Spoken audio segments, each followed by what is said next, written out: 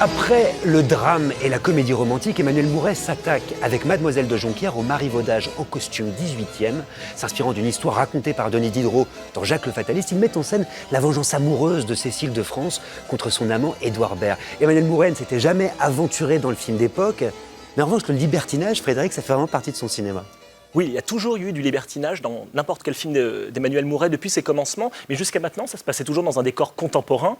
Et on va dire qu'il avait adapté le libertinage à différents genres. C'est ce que vous disiez tout à l'heure, en fait. Il y a eu, on va dire, le film policier avec Une autre vie. Il y a eu le théâtre boulevardier, un petit peu avec Caprice. Il y a eu également, avec Fais-moi plaisir, le film burlesque. Et là, soudain, on a l'impression qu'il va à l'origine même de ce qu'il a toujours animé, à l'origine même de ce libertinage, en allant à l'intérieur du film de costume, qui est en fait le seul genre qu'il n'avait pas encore exploré. Vous nous montrez là. Oui, je vais vous montrer un extrait. Alors c'est au moment où vous allez voir le personnage joué par Cécile de France. Alors regardez qui va monter un petit peu son piège. Ce qui est intéressant dans cette scène, vous allez voir, c'est que chacun reste à son rang. Vous voyez la manière dont Cécile de France, Madame de Pommeraye, tout le monde vient lui parler, elle donne des indications presque à ses comédiennes. Elle est au centre de l'écran dans ce plan moyen. Madame, le marquis des Arcis me demande de l'annoncer. Une servante vient l'indiquer, et là, évidemment, en tant que metteur en scène, elle va mettre en place son complot. Mais regardez, chacun est en train de lui obéir, et elle est au centre du plan. C'est elle qui dirige la scène. Et alors, évidemment, un jeu de dupes va se jouer avec le personnage joué par Édouard Baird. Et regardez son entrée. Vous ici. Madame, je ne savais pas que vous donniez à dîner. Comme au théâtre de boulevard. C'est vraiment une entrée, on dirait boulevardière, complète. Tagada de soin de soin, il arrive. Et alors, vous voyez, les deux femmes, Mademoiselle de Jonquière et sa mère, elles restent à leur rang. Elles sont des servantes, ce sont des femmes de peu, elles ne bougent pas, tandis que les deux personnages sont en train de discuter l'un et l'autre. Ça veut dire qu'en fait, les autres n'ont aucun intérêt. Ce qui se joue, c'est ce qui se joue entre eux deux, entre le marquis et Madame de Pommeraye. Les autres n'existent pas. Et vous voyez d'ailleurs, elles ont la même attitude que la servante qui est derrière Édouard Baird, qui elle aussi reste sans bouger. Ça veut dire qu'évidemment, ce n'est qu'un drame entre ces deux personnages, entre ces deux grands bourgeois, ces deux grands aristocrates qui s'installent. Et là, voyez-vous, il y a juste ce regard posé d'Édouard Baird vers le personnage de Mademoiselle de Jonquière. Et ce qui veut dire que simplement, à un moment donné, ce film qui était centré uniquement sur leur relation, il va peut-être se détourner sur autre chose. Peut-être que lui-même va changer en regardant ailleurs. Et évidemment, on voit se développer l'intrigue et des liens avec les liaisons dangereuses, Marie. Mais alors là, on pense plus aux liaisons dangereuses version Milos Forman. Oui, dans cette symphonie délicate de pastel, j'ai envie de dire, et où les sentiments ont réellement leur importance. Mais Madame de Merteuil et Madame de Pommeraye ont vraiment des points communs. C'est-à-dire que, évidemment, ce sont deux veuves, deux femmes libres, aristocrates et riches, qui peuvent aimer qui elles le souhaitent dans un siècle, dans une époque qui ne le permet pas aux femmes, et qui sont deux femmes d'une intelligence supérieure, qui vont ourdir une machination épouvantable pour piéger un séducteur. La différence, c'est qu'il n'y a pas de cynisme ici, et que chacun aime sincèrement, et chacun est blessé sincèrement, et qu'on atteint une émotion supplémentaire, il me semble, dans le film d'Emmanuel Mouret. Oui, c'est comme une sorte de préquel, presque, à Merteuil. C'est avant, comment le cynisme naît. C'est ça qui est très intéressant. Et moi, ce que j'aime avec ce film-là, c'est comme s'il avait trouvé son siècle. C'est le point de gravité, parce que les grandes aventures, les grandes épopées au XVIIIe, c'était les aventures sentimentales.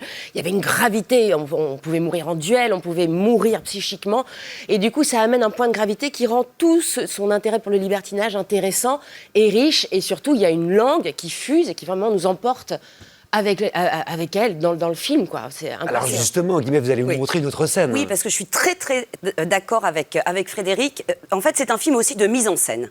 C'est un film d'un cinéaste qui jusque-là était bavard. Oui. Et qu'il a dit, OK, les mots, ça a besoin particulièrement d'être mis en scène, et ça a besoin d'être suivi aussi par une caméra. Et là, on va le voir, particulièrement dans ce moment-là. Alors, c'est Madame de Pommeraye, donc, et sa meilleure amie, incarnée par Laure Calamy. Ouais. Et là, sa meilleure amie découvre qu'effectivement, que Madame de Pommeraye s'apprête à se venger. Pourquoi tant de cruauté? Et cette conversation commence donc dans l'un des salons. Et parce que les mots ont besoin de circuler, il faut faire des plans séquences pour accompagner les mots. Donc on passe dans un autre salon. Madame de la Pommeraye expose sa théorie. Tout en, regardez, c'est incroyable, regardez cette mise en abîme des bouquets. On ne sait plus s'il c'est un jardin, un deuxième bouquet, un troisième bouquet, même le nombre de salons. Elle change de vase, pendant qu'en fait, elle est en train de dire qu'elle va se venger, mais avec cette légèreté de marivaudage. La soie fait du bruit, regardez, on suit même les mouvements des tissus. Tout s'assortit. On pourrait presque penser qu'elle est une peinture dans le décor de son château. Mais attention. d'un esprit de justice. Un esprit de justice. En fait, c'est une femme bafouée qui parle. On entend un terme féministe, mais c'est une femme bafouée. Et la dernière image de ce plan particulièrement, on la voit de dos dans le miroir. Cette femme n'est devenue en fait que le reflet d'elle-même. Mais elle est comme Merteuil, elle veut venger son sexe, mais aussi ce film pose des questions philosophiques. C'est ça. Est-ce qu'une vengeance peut être juste? C'est-à-dire qu'il ne faut pas oublier... Sur le féminisme. Oui, mais jusqu'à quel point le féminisme peut, dans ce film, avoir raison d'être ou pas?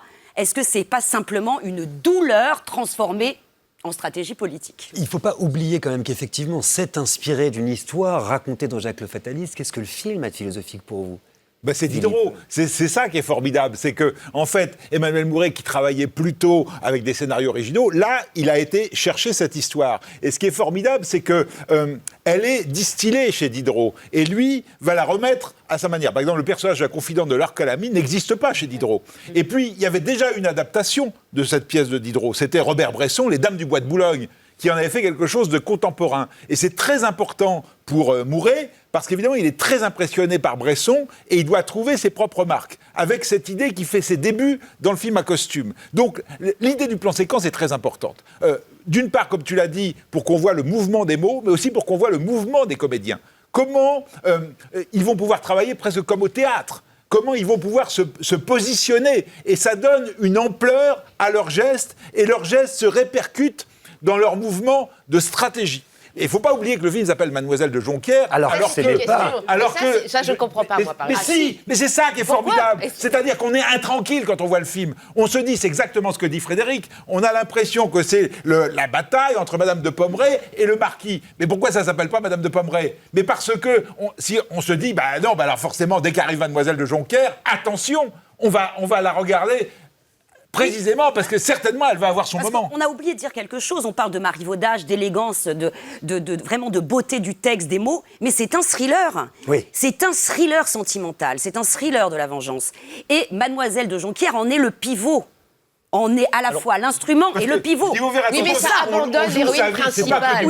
Ça abandonne moralement l'héroïne principale. Il faut juste dire un petit mot sur les comédiens. Mais oui, sur Cécile de France et sur Édouard Baird. Et sur Alice Isaz. Alors, la plus grande idée, c'est d'abord Édouard Baird, parce que la langue qu'on connaît déjà enrubannée d'Édouard Baird, cette façon qu'il a de digresser comme Diderot digresse dans ses textes, évidemment, elle a l'impression qu'elle est naturelle, soudain, qu'elle est à sa place, en fait, dans ce film.